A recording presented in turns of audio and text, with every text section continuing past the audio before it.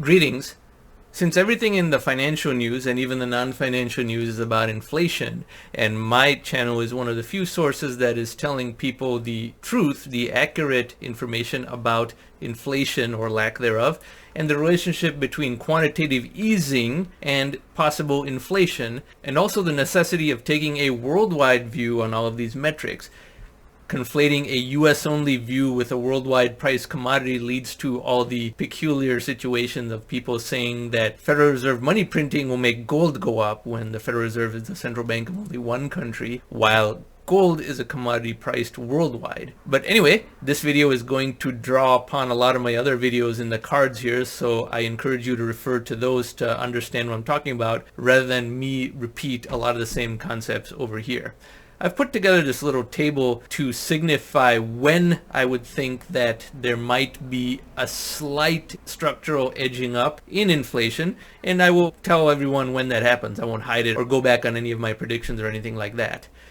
And this table is quite simple. All it is the US Consumer Price Index, a US only metric, but a metric that includes commodities, services, and other things, and its 10-year annual compound growth rate.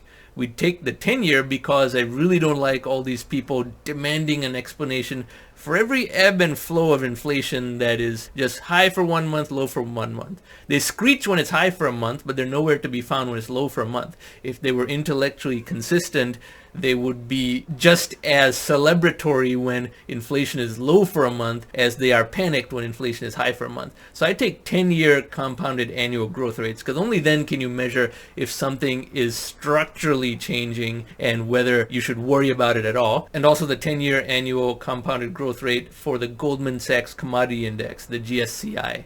Now, to understand how much quantitative easing is being done over the world and how it has to be measured only on a worldwide level, please see the latest edition of my monthly update, which is in this tile over here in the right-hand corner.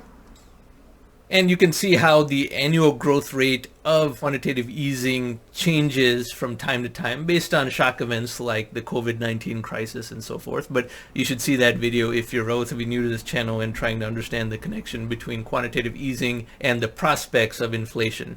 Then, as far as why I choose these two indices, the Goldman Sachs Commodity Index is the more comprehensive of the two because it is worldwide. It includes a bundle of commodities. It's not just gold, not just oil. It includes a huge bundle of commodities, but more importantly because it's worldwide. And commodities are the purest indicator of inflation because they are the ingredients of so many other things. Services are also a component of inflation, but they're not as pure a component because when services rise in price, what happens is that someone's wages also rose. People may say that services are rising too much in price, but these are also the people who complain that wages have not risen fast enough. The two are relatively correlated. They're not always correlated because, for example, if a lawyer's hourly rate rises a lot, but the hourly rate is not just what the lawyer gets after expenses, but the lawyer's fee also includes the cost of the rent of the office he uses. So what the lawyer charges you is partly a service component, but partly also a commodity component as well. But nonetheless, the GSCI Commodity Index is the most comprehensive metric, but it's also pretty volatile, even at the 10-year average. Therefore, I don't want to rely only on that, even though it's the stronger of the two metrics, because it has so many outlier instances in its trajectory that there will be times when its 10-year growth rate even fluctuates a lot. Therefore, we take the US CPI index, which is of course only for one country, but the biggest economy in the world, even though it's only 20% of world GDP. It includes services, as we talked about a minute ago, and what the 10-year growth rate of that is. And I will say that inflation is rising in a persistent and pervasive way only when both of these have a 10-year growth rate above 3% a year each. I don't care if one of them has a growth rate above 3% a year when the other one is well below that. Both have to be above 3% a year at the same time. And even that is not hyperinflation or even worrisome inflation. That's just the stage at which one should notice what is going on and observe it more closely. That is effectively the little bell that tells you can start paying attention to this and see if inflation is starting to become high.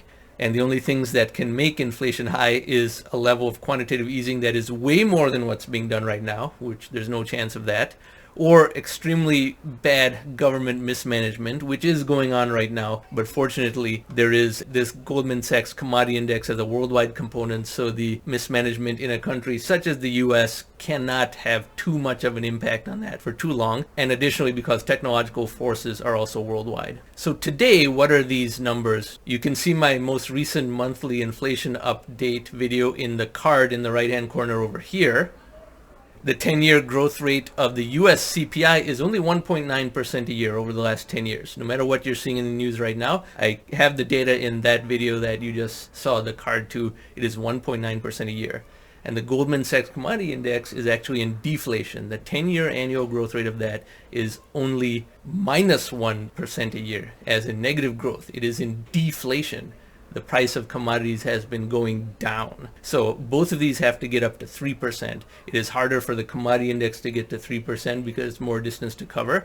But nonetheless, until both of these are at 3% over a 10-year moving average, not just 1 month, one snapshot, a 10-year moving average, you have absolutely no reason to worry about inflation being high. In fact, I consider that the optimal level of inflation because it tracks more technology which consumes that inflation. So this is the threshold. This is the line in the sand I'm putting forth. When anyone says that we are in hyperinflation or about to have it, I'm going to point to this and ask, has either of these things happened? Only when both of these two thresholds are crossed does it count for anything, and at no point in the last 20 plus years has this been the case in the United States. So some food for thought, but this is definitely a threshold that we are going to keep in mind. And if you like this type of content, I encourage you to subscribe to this channel. Thank you very much for watching.